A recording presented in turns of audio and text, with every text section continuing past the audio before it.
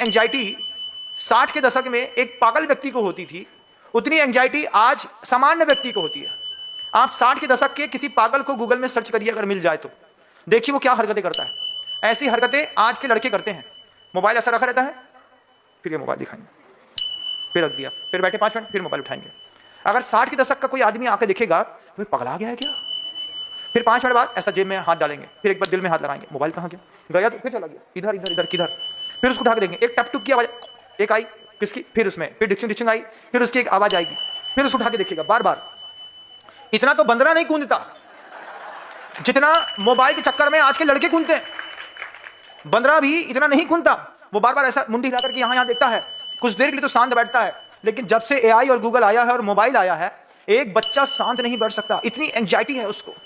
उस एंजाइटी को कभी महसूस आपने नहीं किया, हम लोग करते हैं।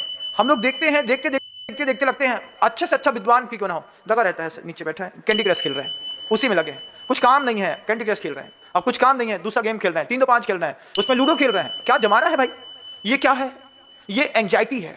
इस आर्टिफिशियल इंटेलिजेंस ने इस तरीके की एंजाइटी से 100-200 नहीं 400 करोड़ लोगों को प्रभावित किया है। जब इस 400 करोड़ लोग प्रभावित होकर के इतना मेंटल टेंशन रहता है, वाईफाई ना चले इतना मेंटल टेंशन है, कुछ ना पूछो। नेट कट जाए मान लो तुम्हारा रात में 1:30 बजे, तो ओए बाप रे धक्का लग रहा है यहाँ पे, क्यों नेट ही नहीं है। कोई जरूरी मैसेज आया तो क्या करेंगे, धक धक करने लगा, जिया डरने लगा। अब क्या करें भैया, अब तो धकेगा धकाएगा, क्यों, वो बंदर पाल लिया है, वो बिच्छू है, वो काटता है, बिच्छू बार बार काटेगा, परेशान करेगा। तो ये एंजाइटी जो बड़ी है आर्टिफिशियल इंटेलिजेंस से बड़ी। इस आर्टिफिशियल इंटेलिजेंस से जिसने भी अपनी दूरी बराबर प्रॉपर बना के रखी है, वे स्वस्थ मानसिकता वाले लोग रहे हैं। इतना बोलता हूं, अगर गूगल के चक्कर में होता तो कभी बोल ना पाता।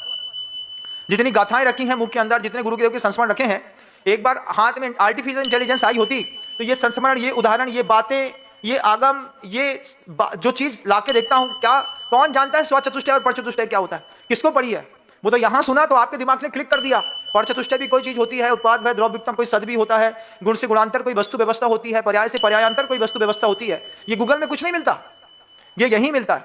जब यहां मिलता है, जब आप सुनते हैं तो आपको लगता है एक नई दुनिया में, जैसे नई दुनिया से शब्द ला करके आपके सामने रखता हूं।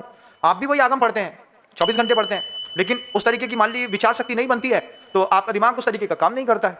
ये आर्टिफिशियल इंटेलिजेंस में फंसे रहने का दुष्परिणाम है।